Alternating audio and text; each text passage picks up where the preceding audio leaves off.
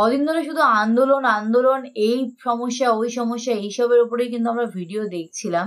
তো এখন তো আবার আগের ফর্মে যেরকম আমরা ভিডিও দেখছিলাম সেরকম তো দেখতে হবে নাকি, নাহলে তোমরাই আবার দুদিন বাদে রাগ করবে। একদম। আর তোমরা অনেকে কমেন্ট করছো যে অনেক সমস্যা হলো, এবার পুরোনো ভিডিওতে ফেরো। তো আজকে তাই জন্য আমরা আবার আমাদের নায়ক নায়িকাদের নিয়ে চর্চা করতে বসে পড়েছি। আর বাংলাদেশের খুবই ফেমাস একটা নায়ক রাজ রাজ্জাক স্যারের বিষয়ে আজকে শুনবো। একদম, তার জীবনের সেরা সেরা মুভি যেগুলো তিনি আমাদের রিপ্রেজেন্ট করেছে বাংলাদেশকে, তো সেগুলোই আজকে দেখবো, সেই লিস্ট গুলো। তো চলো বেশি দেরি না করে সেটাই দেখে নিই।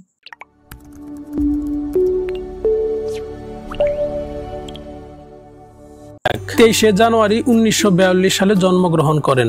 21 আগস্ট 2017 সালে মারা যান। আব্দুল রাজ্জাক ছিলেন একজন জনপ্রিয় বাংলাদেশী চলচ্চিত্র অভিনেতা, যিনি নায়ক রাজ রাজ্জাক নামে সুপরিচিত। বাংলা চলচ্চিত্র পত্রিকা চিত্রালীর সম্পাদক আহমেদ জামান চৌধুরী তাকে নায়ক রাজ রাজ্জাক উপাধি দিয়েছিলেন। নিজের জন্মস্থান কলকাতায় সপ্তম শ্রেণীতে অধ্যয়নরত অবস্থায় মঞ্চ নাটকে অভিনয়। কলকাতায় বাড়ি? হ্যাঁ, আমি আগে শুনিনি কিন্তু কলকাতায় বাড়ি ওনার, আমি প্রথম শুনছি। আমি বাংলাদেশের মুভিতে আমি অনেক আগের থেকেই ভাবি যে হচ্ছে বাংলাদেশে বেশি মুভি করেছে, তো বাংলাদেশের তো বাড়ি। আর বাংলাদেশে ভালো ফেমাস মুভি দিয়েছে, আমাদের ইন্ডিয়াতেও দিয়েছে, কিন্তু কলকাতায় বাড়ি আমি সত্যিই জানতাম না এই জিনিসটা। রাজ্জাক নামে সুপরিচিত।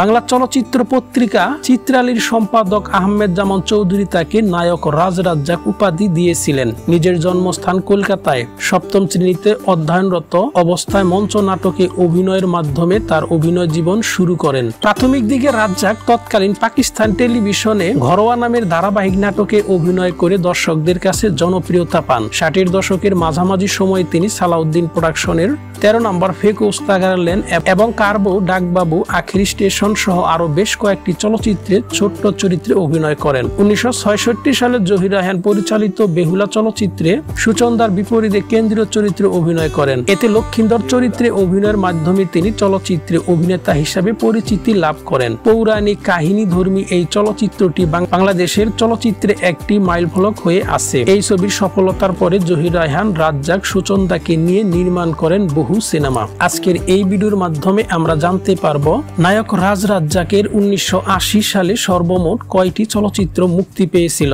আমরা আরো জানতে পারবো সেই সকল সিনেমার মধ্যে কোন সিনেমাগুলো হিট এবং ফ্লপ হয়েছিল, তাও আমরা জানবো এই ভিডিওতে। তাহলে চলুন কথা না বাড়িয়ে আমরা একে একে দেখে নেই। 1980 সালে রাজ্জাকের মুক্তি পায় আনারকলি সিনেমা। রাজ্জাক ছাড়াও এই ছবিতে ববিতা, রুজিনা, সোহেল রানা, অঞ্জনা, মতি, রবিউল, হাসান ইমাম সহ আরো অনেকেই অভিনয় করেন। ছবিটি মুক্তি পাওয়ার পর রেকর্ড সংখ্যক ব্যবসা করে। বক্স অফিস রিপোর্ট অনুযায়ী আনারকলি ছবিটি হিট হয়েছিল। 1980 সালে রাজ্জাকের মুক্তি পায় সখী তুমি কার সিনেমা। আব্দুল্লাহ আল মামুন পরিচালিত সখী তুমি কার। রাজ্জাক ছাড়াও এই ছবিতে শাবানা ফারুক, অঞ্জনা, গোলাম মোস্তফা, আশিস, রওশন জামিল, সজীব সহ আর অনেকেই অভিনয় করেন। বক্স অফিস রিপোর্ট অনুযায়ী সখী তুমি কার ছবিটি হিট প্লাস হয়েছিল। 1980 সালে রাজ্জাকের মুক্তি পায় বৌরানী সিনেমা। সাইফুল আজম কাশেম পরিচালিত বৌরানী। রাজ্জাক ছাড়াও এই ছবিতে শাবানা, বুলবুল আহমেদ, অঞ্জনা, গোলাম মোস্তফা, টেলিসামাদ, আজিম সহ আর অনেকেই অভিনয় করেন। ছবিটি মুক্তি পাওয়ার পর রেকর্ড সংখ্যক ব্যবসা করে। বক্স অফিস রিপোর্ট অনুযায়ী বৌরানী ছবিটি হিট প্লাস হয়েছিল। 1980 সালে রাজ্জাকের মুক্তি পায় নাগিন সিনেমা। শেখ নজরুল ইসলাম পরিচালিত নাগিন। রাজ্জাক ছাড়াও এই ছবিতে সুচরিতা, শওকত আকবর, গোলাম মোস্তফা, বাবর, নতুন সহ আরো অনেকেই অভিনয় করেন। বক্স অফিস রিপোর্ট অনুযায়ী নাগিন ছবিটি মোটামুটি ব্যবসা করেছিল।